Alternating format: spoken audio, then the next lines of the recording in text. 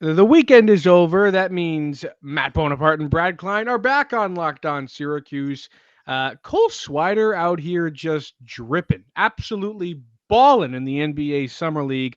Brad and I are going to talk about it. We're talking about whether the Boeheim brothers also have a chance in the NBA. It's on Locked On Syracuse, and it's right about now. Are Locked On Syracuse, your daily podcast on the Syracuse Orange, part of the Locked On Podcast Network. Your team every day.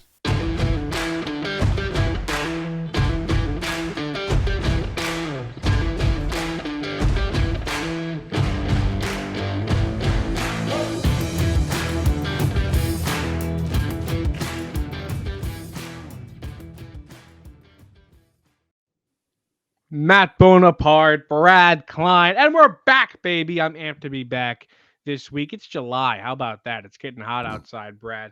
Thank you for making Hold on, Locked hold On on. Syracuse your first I'm in listen every day, Alabama. Brad. You're the one in Connecticut. It's getting hot outside. Come on. Jeez. We are free and available wherever you get your podcasts. Brad's complaining. He's whining about the heat. That's right. It'll be fine, Brad. You're going to What live. do you think my But kind of hair does in the heat? What happens to it? I don't know. Does it curl up? What happens is you have to wear hats during podcasts. That's what happens. All right. Well, before you say any more words, Brad, I'd like to thank LinkedIn Jobs for being the official college football recruiting sponsor across the Locked On College Network. LinkedIn Jobs helps you find the candidates you want to talk to faster. Post your job for free at linkedin.com/lockedoncollege. Terms and conditions apply. All right, Brad. The big news for Syracuse right now is that Cole Swider went out in the NBA Summer League, these weird prelim games that they play, that the Lakers played in against the Miami Heat Summer League team, and he was great. The dude was shooting the ball really well. Kind of reminded me of that game that you and I were both at the Dean Dome at UNC, where he was just lights out. How about that game? Oh my God, I'll never forget it. He couldn't miss. And that's the thing. That's the thing about shooters is that if they're hitting their shots, they're awesome and they're God. And Cole Swider is an NBA player. At least he was on that night in North Carolina. But he legitimately looked like a piece that could contribute. Now, the only thing is he had 13 points, and 9 of them came from beyond the arc. 3 of 5 from beyond the arc, 5 of 7 from the field. To me, Cole Swider can shoot. That's why the Lakers took a gamble on him for a two-way deal. Cole Swider can shoot, and in his 19 minutes, he showed that.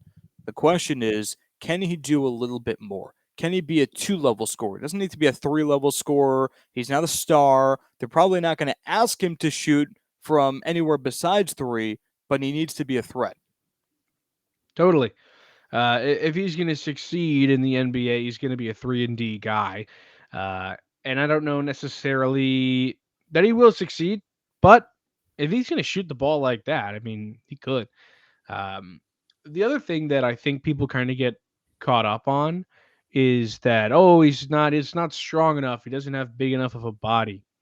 Uh, let's talk about O'Shea Brissett for a second. Yeah. This was a guy who at Syracuse was described as the closest to an NBA frame, the closest to an NBA body, and he absolutely was. He was big, he was strong, he could yam, he could play really great defense. The dude was awesome. One of my all-time favorite Syracuse players, O'Shea Brissett. He went to the league and he succeeded with the Indiana Pacers as an undrafted free agent. But the thing about him is that he went from being the having the most potential of an NBA body to being absolutely yoked. O'Shea Brissett is huge. Like, go find a picture of him. The man is ginormous. So once these guys get in the NBA gyms and they really put their mind to the grind set that is getting big and getting a big NBA body, that's not necessarily something that you're going to have to worry about. These teams take a flyer on guys like this because they see the potential of them to be able to morph into that. Cole Swider is going to be fine if the Lakers want to continue to give him a shot. That's not something I'd be worried about. What I would be worried about is that he's going to keep hitting those threes because, as Syracuse fans know, the guy is streaky. That's actually funny that you should say that. I don't disagree with you necessarily, and obviously with Brissett transforming his body and no one at Syracuse, Syracuse fans, Syracuse coaches or players was especially surprised because they knew what Brissett was capable of. But you can be impressed without being surprised, and I think that's the best way to describe the reaction to Brissett's development. But with Cole Swider, you're saying like there are parallels in the belief that the Lakers have in Swider to what the Pacers had in Brissett. It's a little different though, right? Because the Lakers, as weird as it is, being a playoff, or rather a team that missed the playoffs last year, they're a win now team, and they're going to be making some moves probably in the coming days. Who knows? Maybe they poach Kyrie and or KD. They're a win now team with LeBron and Anthony Davis, and I think they're looking for a win now two-way player. I don't know if they see Cole Swider as a guy with potential, a guy that's going to grow into his body and become something to actually earn another NBA contract. I think what they see in Cole Swider is, hey, if he's good enough, we can use him off the bench. That's the best case scenario right now. We're not thinking of 2 years from now, 3 years from now, and certainly not 5. It is, what can he do for us next few months?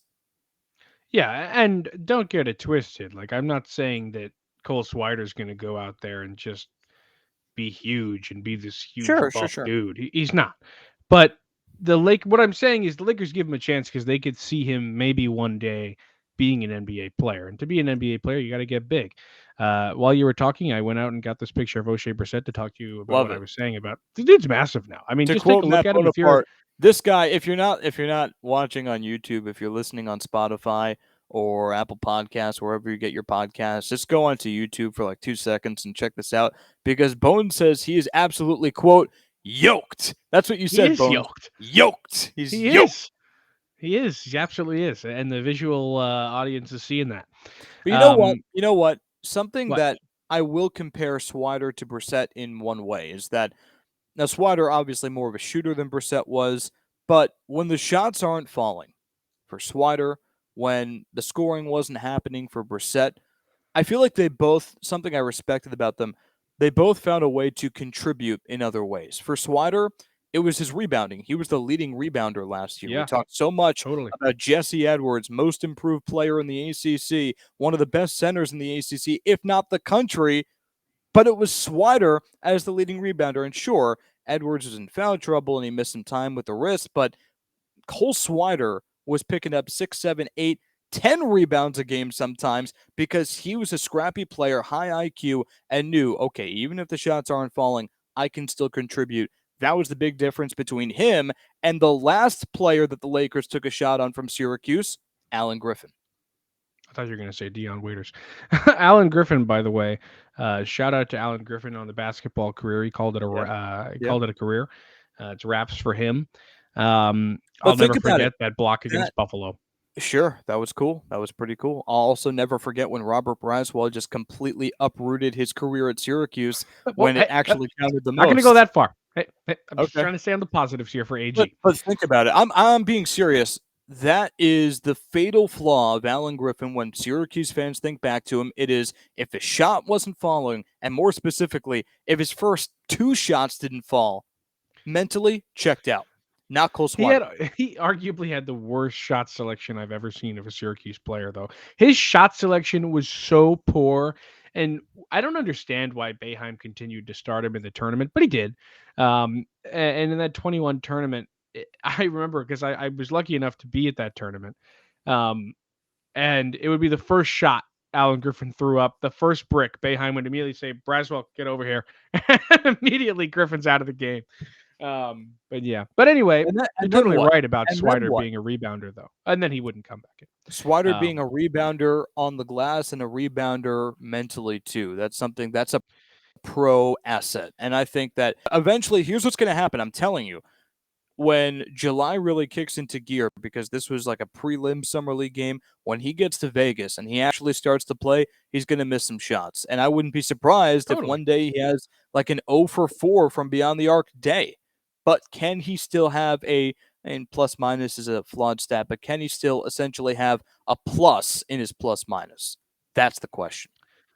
I can't remember. You might have told me this, Brad. So let me know if I'm stealing your work right now. Okay. But the funny thing I always admired about Cole Swider, somebody told me this story. I think it might have been you. Was when he was in the locker room after Syracuse had beat BC, and somebody asked him a question, again, could have been you, who said, "Why do you always beat up on Boston Yeah. College?" It was Yeah. you? And he Yep. goes, "Well, when I was in the transfer portal, they didn't take a look at me." I always remembered that. I thought that was a crazy story. That's an Yep. insane story. And for him, like that just shows so much of what kind of player he is. And I mean, so I think that that goes toe to toe with I don't think he cares when he misses a shot. He has utmost confidence that he's a fantastic NBA player. And to be one, you have to have that mindset, even if you aren't one. So I think Well, that story shows a little bit on that. do you remember in the beginning portion of the season, and he was, let's just call it what it is, he was awful from three. Terrible. And we Terrible. all He thought was he was going to be terrible. great after those two exhibition games against Yeah. He Pace was and supposed to Lemoyne. be great, and that's why he came over to Syracuse. He transferred to Syracuse because he was really good at hitting threes, and then suddenly wasn't hitting threes, and it was a head scratcher for a lot of Syracuse fans. And time again in the press conferences, you were there, I was there. He was being asked about his 3-point shot, and he kept on saying like, "No, no, I'll hit him. I'm going to Yeah. keep on taking him. But trust me, I got this. And then he would have another bad game, and then another. Eventually, it clicked, and some games like UNC would come up. So I have the confidence in the mental and professional strength of Cole Swider. Absolutely, I think he's actually going to fit in very nicely in the NBA ranks. I hope so. All right, let me take a moment to tell you about LinkedIn Jobs. As the sun comes out and small businesses are back in business, LinkedIn Jobs makes it easier to grow your team. LinkedIn Jobs helps you find the people you want to interview faster and for free. Create a free job post in minutes on LinkedIn Jobs to reach your network and beyond to the world's largest professional network of over 810 million people. Then add your job and the purple hashtag hiring frame to your LinkedIn profile to spread the word that you're hiring so your network can help you find the right people to hire. Simple tools like screening questions make it easy to focus on candidates with just the right skills and experience so you can quickly prioritize who you'd like to interview and hire. That's why small businesses rate LinkedIn Jobs number one in delivering quality hires versus leading competitors. LinkedIn Jobs helps you find the candidates you want to talk to faster. And did you know every week nearly 40 million job seekers visit LinkedIn? Post your job for free at linkedin.com/lockedoncollege. That's linkedin.com/lockedoncollege to post your job for free. Terms and conditions apply. So here, Bones, we're talking about Syracuse's pro aspiring players in the summer league. Talking about Cole Swider, also the two others, Jimmy Boeheim, Buddy Boeheim, both in Detroit or with Detroit, I should say. Now, I don't think it should necessarily be an outlandish take to say that a lot of people have Buddy as the guy who has the better chance to stick than Jimmy. But let's talk about Buddy first, and we'll get to Jimmy later. Stick with the Boeheims before we go solely to Buddy, because I don't know if you saw, but there was a radio show on the Score 1260. They were talking about, of all things, not a new topic of discussion when it comes to the Boeheims, talking about nepotism. Oh, they were saying this. Buddy and Jimmy are only in Detroit, specifically Jimmy, because Syracuse has a relationship with the Pistons and Detroit and whatever, and it's nepotism. What happens? Jim Boeheim calls into the show and says, "No, you're wrong. Buddy was great. Jimmy was awesome, and they belonged there. They belong in the NBA ranks. They belong in the Summer League with a chance to prove themselves." So Buddy Boeheim specifically doesn't get his name called on draft day. Again, not the biggest surprise. But when it comes to him, he might have been the best shooter in the draft and still wasn't called. Yeah. And let me say a couple things about this. First of all, an NBA team doesn't waste a spot on somebody on their NBA Summer League roster because of they're doing a favor. That's just not how professional Yeah. athletics work. The only time you're going to see a favor in terms of drafting or whatnot is in the Major League Baseball draft when somebody takes somebody's kid in the 9,000th round. Okay. That's the only time that ever happens. It happened for Mariano Rivera's son and like maybe Mike Piazza, and that one worked out. Um, Buddy Boeheim and Jimmy Boeheim have these spots because they played really, really great college basketball. Buddy was the leading ACC scorer, and Jimmy Boeheim kind of nearly single-handedly beat Duke in the ACC tournament. So I don't Crazy. want to hear this nepotism stuff. The second thing I have to say about it is people are talking about the relationship they have with the Pistons because Troy Weaver is the GM of the Pistons, who Yeah. obviously was the main scout on Carmelo Anthony back in 2002. Maybe some people say nepotism. I say that's like the coolest thing ever that Buddy and Jimmy get to go play for the Pistons where Troy Weaver's involved. There was a great picture of Buddy signing his contract right next to Troy Weaver. I mean, that's fantastic. I don't Yeah. know what really gets cooler than that. There's no nepotism here. And Jim Boeheim, whether you want him to call in or not, you're going to criticize him for that. I don't really care.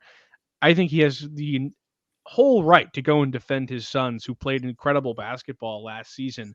Were they Paolo Banchero and AJ Griffin and Trevor Keels and Mark Williams? No, but they played good basketball. And whether you like it or not, Buddy Boeheim was the ACC's leading scorer. I'll say it again.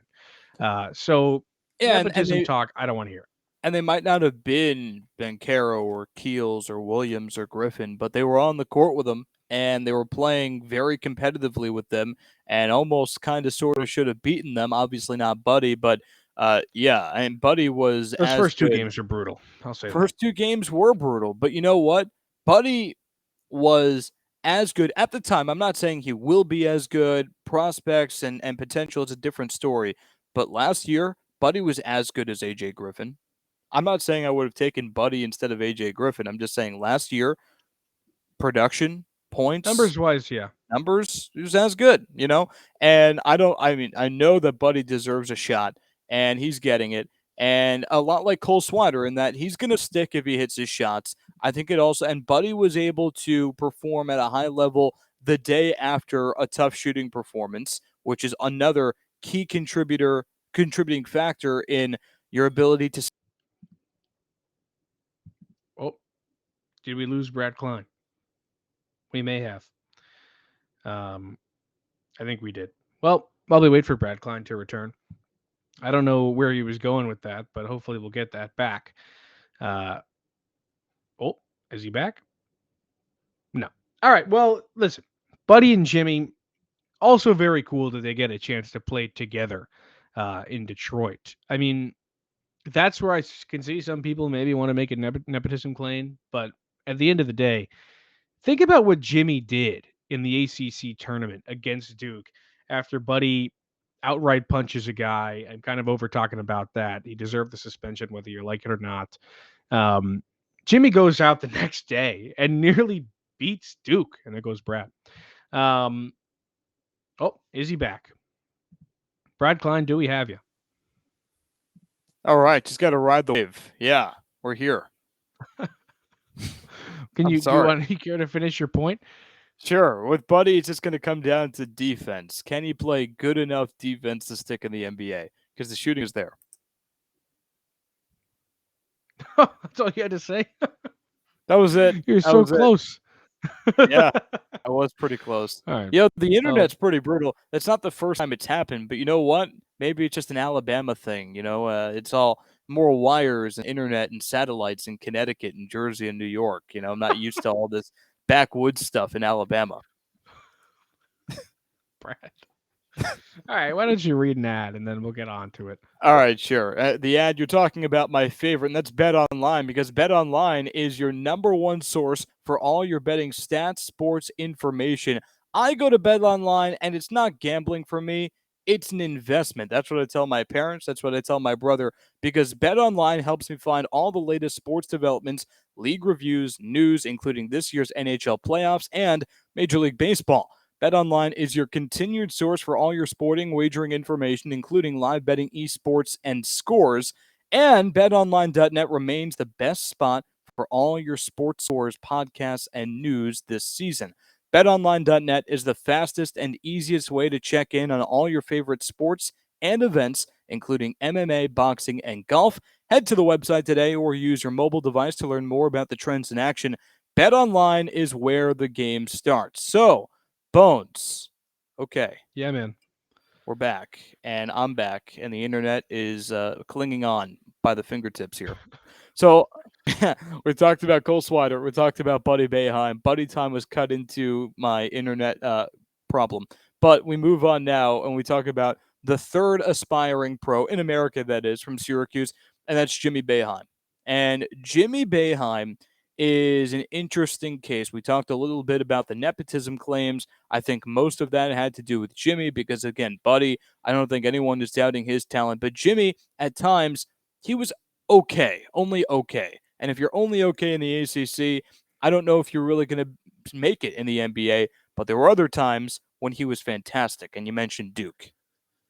Yeah, and while you were gone, flipping the internet off and on, I was talking about how cool it is that they get to play in the same summer league Yeah, roster. And if it you is want to make the cool. nepotism claim there, maybe, but like still no.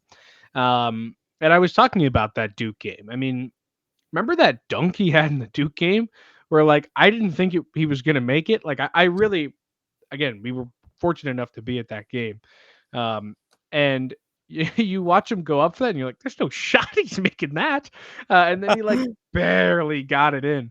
But he played a great game that day, and obviously a really emotional presser after Buddy punched that guy, and he just kind of said, "I He want did my you. brother to play one more game."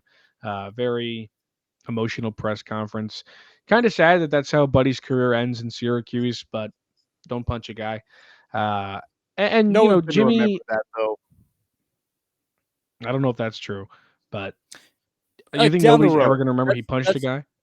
No, they're not going to forget that he punched a guy, but that's not how he's going to be remembered, is what I'm saying. Like, No, I'll give no, you an no. He's not going to example. be remembered Like, like that. people are more likely to remember how it ended for Frank Coward than they will remember how Buddy Yeah, Boeheim's yeah, career ended. totally. Because they weren't making the tournament anyway. Yeah. Um, but what was I going to say? Oh, Jimmy played a great game, and I think that was his best game of the year, probably. Maybe he had like one other one that was really good, but he put together a season that didn't warrant a two-way contract, didn't warrant being drafted, but he definitely deserves a shot in the summer league. And I'm excited to see what he puts together. I don't think he's going to play in the NBA. I do hope he plays in Europe, and then I do think he will be a college coach. I could see him as a coach. I think he'd be a pretty good coach. The thing that Genius I kid will too. Oh, he's brilliant. The thing I will always remember about Jimmy, and you talk to me 5 years from now, and regardless of what he's up to, you say the name Jimmy Boeheim, I'm going to think back to the press conferences that you and I went to, after the games that you and I went to, Guy had and great whether it hair. be what's that? Oh, he had the He best had hair on the great team hair. by far. But whether it be the loss to Villanova, crushing in the second half in the Garden, Georgetown, Oh, ACC tournament obviously was different because that was the end of the season. He took every loss harder than the rest of the team, and he totally. would wear it, and he would wear it. Yeah. That's the type of thing that you love to see, the passion and the actual respect for the game and the care that he put into his performance, but also the team's. But at the same time, I don't know how that's going to translate into the NBA. You play 82 games in theory because, we'll see if he sticks, but you play a lot of games, a lot more than you do in college. And just to be frank, they can't mean as much as they did in college because if they do, you're not going to make it through a full season. So I think that's the type of thing that Jimmy just going to have to try to set aside or more specifically channel into his game a different way.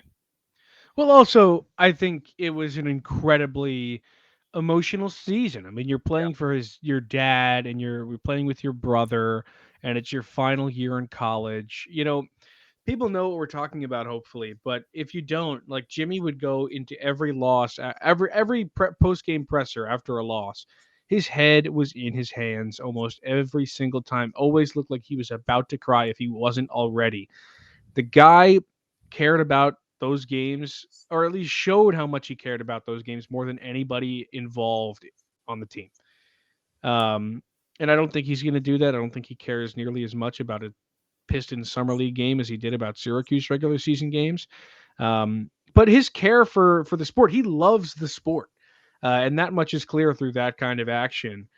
I think that one day he hopes to maybe be filling the shoes that his dad provides at Syracuse. Maybe we'll see him as the coach one day. How cool Wow. would that How be? about that? That'd be pretty cool. That would be I don't cool. know. And I haven't talked to Jimmy about this at all, but I'm going off of other conversations we've had in that he took every game so seriously at Syracuse, and obviously he was bred in the program. His father, his upbringing, he was there for all the big games as a child.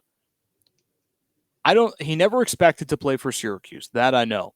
And then COVID happened and he was able to Had a chew on it. chance, An yeah. opportunity presented itself. I think it's safe to say that if he never expected to play at Syracuse and thus never expected to play high level college basketball, if you don't want to count the Ivy League as high level college basketball, he never expected to get a two-way deal in the NBA. He never expected to play in the summer league. So he's going to go out there, play for the Pistons, wear the uniform, play with his brother again, which is beautiful after what happened and how the season ended. And he's going to leave it all out there, but he is playing unlike a guy like Cole Swider or Buddy Boeheim. Jimmy plays with absolutely nothing to lose because he's already ahead, because he's Totally. already surpassed his own expectations. Yeah, I think you're absolutely right. And I hope that we see him kind of pull a Demetrius Nichols at some point when he's done playing, grad assistant for Syracuse, and go from there. But I guess only time will tell. All right. Well, thank you for making Locked On Syracuse your first listen today. Get more on the ACC by making Locked On ACC your second listen every day. Host Candace Cooper and the local experts of Locked On take you across the ACC in 30 minutes. Make Locked On ACC your second listen. That is Locked On ACC. Brad and I will be back tomorrow, hopefully at the end of this week or perhaps next week. We get you some exclusive TBT content, but you'll have to be staying tuned on our Twitter for that. For now, we leave you there and we'll see you tomorrow.